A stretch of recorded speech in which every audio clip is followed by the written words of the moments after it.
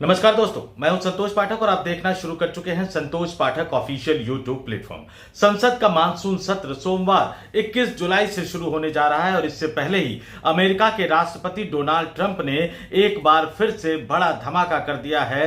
केंद्र की नरेंद्र मोदी सरकार की पोल खोलते हुए उन्होंने एक बार फिर से नरेंद्र मोदी के लिए एक असुविधाजनक स्थिति पैदा कर दी है। कौन सच बोल रहा है, कौन झूठ बोल रहा है, इसका फैसला करना उतना आसान नहीं है। लेकिन भारत बतौर प्रधानमंत्री अपनी सरकार, अपने प्रधानमंत्री नरेंद्र मोदी पर भरोसा करना चाहता है। लेकिन दुर्भाग्यपूर्ण स्थिति है कि सरकार भी पूरे हालात की सही जानकारी नहीं दे रही। और इस बीच राहुल गांधी ने एक बड़ी बैठक बुला ली है, इंडिया गठबंधन के नेताओं की एक बड़ी बैठक बुला ली है। जाहिर तौर पर अमेरिका के राष्ट्रपति डोनाल्ड ट्रंप जिस तरह से पोल खोल अभियान चलाए हुए हैं, पूरी दुनिया भर में घूम घूम कर लगातार बार बार पोल खोल अभियान चलाए हुए हैं, उसको देखते हुए विपक्षी राजनीतिक दल एक बड़ी तैयारी कर रहा है संसद के मानसून सत्र में केंद्र की नरेंद्र मोदी सरकार को घेरने के लिए। और यह जानना आपके लिए बहुत ज्यादा दिलचस्प होगा कि इस बार अमेरिका के राष्ट्रपति डोनाल्ड ट्रंप ने क्या कहा। संसद के मानसून सत्र से पहले यह 24वीं बार है। 1 2 3 4 11 12 18 19 20 21 नहीं, गिनती को बढ़ाते जाइए। ये 24वीं बार है जब अमेरिका के राष्ट्रपति डोनाल्ड ट्रंप ने यह दावा किया कि उसने भारत और पाकिस्तान के बीच में युद्ध विराम करवाया, धमकी देकर। क्या धमकी दी? कि व्यापार रोकने की धमकी दी। और उसके बाद यह अमेरिका के राष्ट्रपति का दावा है कि भारत और पाकिस्तान दोनों युद्ध विराम करने पर तैयार हो गए। उन्होंने आज एक और बड़ी बात कह दी। जो विमानों के गिरने की बात कही जा रही थी, हमारे कई सैन्य अधिकारियों के बयान आए, इस तरह की खबर आई कि राजनीतिक नेतृत्व ने जिस तरह से भारतीय वायुसेना के हाथ बांध दिए थे, उसके कारण से भारतीय वायुसेना को नुकसान उठाना पड़ा। हालांकि बाद में वायुसेना ने पाकिस्तान को करारा सबक सिखाया। लेकिन अब उसकी पोल खोलते हुए भी नजर आ रहे हैं अमेरिका के राष्ट्रपति डोनाल्ड ट्रंप साहब। और सीधे सीधे क्या कह रहे हैं? अमेरिका के राष्ट्रपति कह रहे हैं कि दोनों देशों के बीच स्थिति गंभीर थी। परमाणु हथियारों से लैस देश एक दूसरे के खिलाफ कार्रवाई कर रहे थे, विमानों को निशाना बनाया जा रहा था। मुझे लगता है कि 5 विमान गिराए गए होंगे। और राष्ट्रपति ने दावा किया कि उन्होंने व्यापार को हथियार बनाकर इस संघर्ष को रोका। अब याद कीजिए उस दौर को जब अटल बिहारी वाजपेयी ने दूसरी बार परमाणु परीक्षण किया था। इससे पहले इंदिरा गांधी ने प्रधानमंत्री रहते हुए किया था। तो उसके बाद अटल बिहारी वाजपेयी ने सदन के अंदर खड़े होकर भारत सरकार की परमाणु नीति को स्पष्ट किया था कि भारत किसी भी ऐसे देश के खिलाफ परमाणु हथियारों का उपयोग नहीं करेगा जिसके पास परमाणु हथियार नहीं होंगे। और दूसरी बात भारत ने कही थी, नो फर्स्ट यूज, यानी भारत कभी भी पहले परमाणु हथियारों का इस्तेमाल नहीं करेगा। लेकिन यहां देश के प्रधानमंत्री नरेंद्र मोदी के करीबी मित्र डोनाल्ड ट्रंप पाकिस्तान जैसे गैर जिम्मेदार देश को भारत के साथ खड़ा करने की कोशिश करते हुए नजर आ रहे हैं। निश्चित तौर पर क्या से क्या हो गया। अटल बिहारी वाजपेयी के दौर से शुरू हुई भारतीय जनता पार्टी और एनडीए गठबंधन की सरकार की यात्रा को नरेंद्र मोदी ने, देश के वर्तमान प्रधानमंत्री नरेंद्र मोदी ने कहां से कहां तक पहुंचा दिया।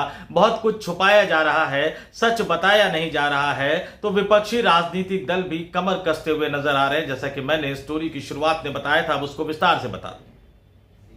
21 जुलाई से शुरू होने जा रहे संसद के मानसून सत्र के दौरान विपक्षी राजनीतिक दल किन किन मुद्दों पर नरेंद्र मोदी को घेरते हुए नजर आएंगे, इसको लेकर राहुल गांधी ने आज शाम को 7 बजे यह बैठक बुलाई है। बैठक कांग्रेस पार्टी के राष्ट्रीय अध्यक्ष मल्लिकार्जुन खड़गे के आवास पर होगी। हालांकि इस बैठक को वर्चुअली भी रखा गया है, यानी इंडिया गठबंधन में शामिल जिन राजनीतिक दलों के नेता इसमें फिजिकली प्रेजेंट नहीं हो पाएंगे, दिल्ली नहीं आ पाएंगे, वो ऑनलाइन इस बैठक के साथ जुड़ सकते हैं। हालांकि बैठक से पहले इंडिया गठबंधन को थोड़ा बहुत झटका लगा है, क्योंकि कल ही आम आदमी पार्टी के नेता संजय सिंह ने इंडिया गठबंधन से बाहर होने का ऐलान कर दिया। इंडिया गठबंधन, विपक्षी इंडिया गठबंधन, जिसमें 3 दर्जन के लगभग राजनीतिक दल शामिल है, जिसका गठन जुलाई 2023 में किया गया था। 2024 में होने वाले लोकसभा चुनाव में नरेंद्र मोदी को हराकर सत्ता से बाहर करने के लिए।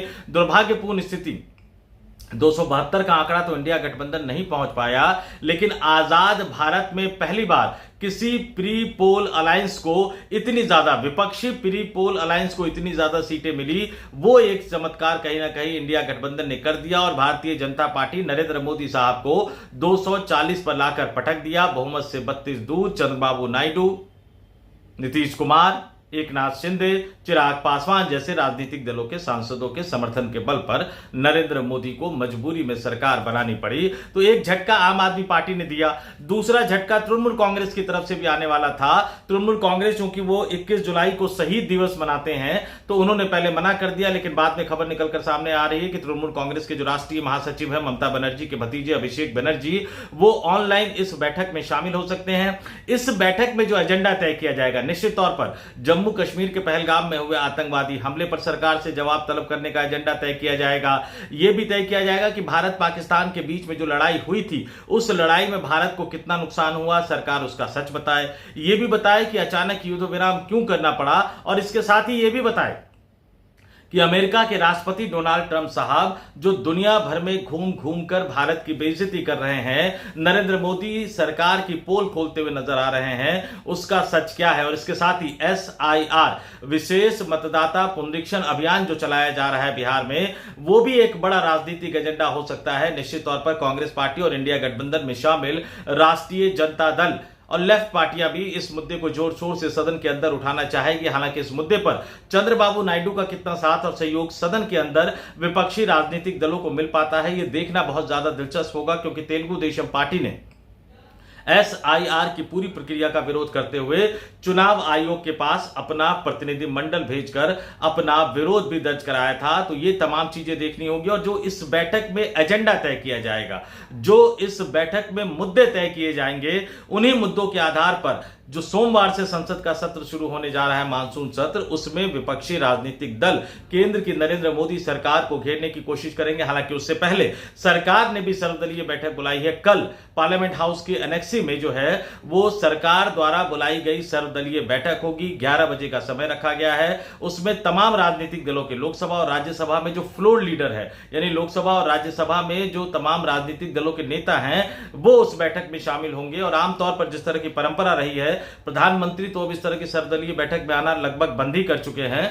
तो लोकसभा में जो उपनेता है, सरकार में जो तकनीकी रूप से नंबर 2 की हैसियत में आते हैं, रक्षा मंत्री राजनाथ सिंह कल होने वाली सर्वदलीय बैठक की अध्यक्षता करेंगे, जिसमें सरकार की तरफ से अपने तमाम मुद्दे, विधेयकों के बारे में जानकारी दी जाएगी, एजेंडे के बारे में जानकारी दी जाएगी, और विपक्षी राजनीतिक दल अपनी तरफ से तमाम एजेंडों की जानकारी सरकार के सामने कल की सर्वदलीय बैठक में रखेंगे।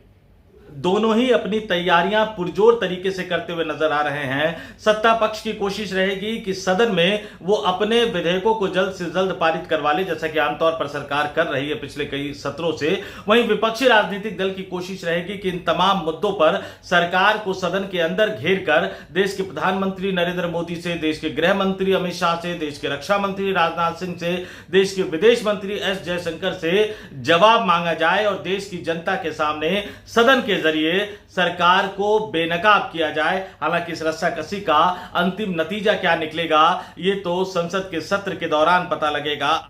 ऐसे में यह तय माना जा रहा है कि सोमवार से संसद का जो मानसून सत्र शुरू होने जा रहा है वो हंगामेदार होगा। निश्चित तौर पर विपक्षी राजनीतिक दल अपने मुद्दों को उठाने की कोशिश करेंगे। पिछले कुछ संसद के सत्रों के दौरान हमने देखा है कि सरकार किस तरह से इन मुद्दों से बचती हुई नजर आ रही है। तो जिन मुद्दों के सहारे विपक्षी राजनीतिक दल सरकार को घेरना चाह रहे हैं, चाहे वो राष्ट्रीय सुरक्षा का मसला हो, चाहे वो बाहरी आंतरिक सुरक्षा का मसला हो, चाहे चुनाव आयोग का, लोकतंत्र का मसला हो, एक जज साहब के घर से बरामद किए गए कैश का मसला हो, इन तमाम राजनीतिक मुद्दों के सहारे कहीं ना कहीं विपक्ष सरकार को घेरने की कोशिश करेगा। लेकिन लोकसभा स्पीकर, राज्यसभा स्पीकर, इन पर बहुत कुछ निर्भर करता है। लोकसभा स्पीकर ओम बिरला और राज्यसभा के जो स्पीकर सभापति उपराष्ट्रपति जगदीप धनखड़ साहब है, इनके रवैये को लेकर विपक्षी राजनीतिक दल कई तरह के सवाल पहले भी उठाते रहे हैं, और विपक्षी राजनीतिक दल संसद टीवी के कैमरे पर भी सवाल उठाते रहे हैं कि वो उनके नेताओं के धरने, प्रदर्शन, हंगामे और सदन के अंदर दिए जा रहे बयानों को नहीं दिखाता है। विपक्ष तो यह भी आरोप लगाता है कि बोलते समय उनका माइक तक बंद कर दिया जाता है। तो आरोप प्रत्यारोप की इस कड़ी में संसद का मानसून सत्र निश्चित तौर पर हंगामेदार होने जा रहा है और इसलिए भी हंगामेदार होगा क्योंकि मानसून सत्र के समाप्त होने के बाद ही बिहार के विधानसभा चुनाव की तारीख नजदीक आ जाएगी। सितंबर के पहले सप्ताह में चुनाव आयोग बिहार विधानसभा चुनाव की तारीखों का ऐलान करेगा। अक्टूबर नवंबर में बिहार में विधानसभा चुनाव होने की संभावना है। तो उस चुनाव की जो छाया है वो भी कहीं ना कहीं संसद के मानसून सत्र पर पड़ती हुई नजर आएगी। तो आज रात को जो 7 बजे राहुल गांधी ने इंडिया गठबंधन की जो वर्चुअल बैठक बुलाई है वो बहुत ज्यादा महत्वपूर्ण रहने वाली है विपक्षी राजनीतिक दलों के एजेंडे के हिसाब से, जिस पर इस देश की जनता से ज्यादा सरकार की नजर है। वैसे भी कांग्रेस पार्टी के अंदर भारतीय जनता पार्टी के स्लीपर सेल या एजेंट आज की बैठक में क्या तय हुआ वो तुरंत उनको बता ही देंगे। हाल ही में जो असम में जो एपिसोड हुआ था, असम के मुख्यमंत्री हेमंत बिस्वा शर्मा ने जिस तरह से खुलासा किया था राहुल गांधी का कांग्रेस पार्टी की आंतरिक बैठक में दिए गए भाषण का, उसने सब कुछ स्पष्ट रूप से सबके सामने ला दिया था। तो इस वीडियो में इतना ही। देखते हैं आज शाम को 7 बजे की वर्चुअल बैठक में इंडिया गठबंधन में क्या फैसला होता है। कल सुबह 11 बजे होने वाली सरकार द्वारा बुलाई गई सर्वदलीय बैठक में क्या चीजें निकलकर सामने आती है। और सोमवार से जब संसद का मानसून सत्र शुरू होता है तो सत्र के पहले दिन 10:30 पौने 11 बजे के आसपास प्रधानमंत्री नरेंद्र मोदी जब संसद भवन पहुंचेंगे तो वो मीडिया को संबोधित करते हुए क्या कहते नजर आते हैं। और लोकसभा के अंदर राहुल गांधी और राज्यसभा के अंदर मल्लिका अर्जुन खड़गे अपने तमाम विपक्षी राजनीतिक दलों के सहयोगियों के साथ मिलकर किस तरह से सरकार को घेरने की कोशिश करते हुए नजर आते हैं। तो इस वीडियो में इतना ही। मुझे यानी संतोष पाठक को दीजिए इजाजत। वीडियो पसंद आया तो लाइक कीजिए, शेयर कीजिए, ज्यादा से ज्यादा लोगों तक पहुंचाइए और कमेंट करके जरूर बताइएगा ये वीडियो आपको कैसा लगा। और हाँ, संतोष पाठक ऑफिशियल यूट्यूब प्लेटफॉर्म को सब्सक्राइब जरूर कीजिएगा। नमस्कार।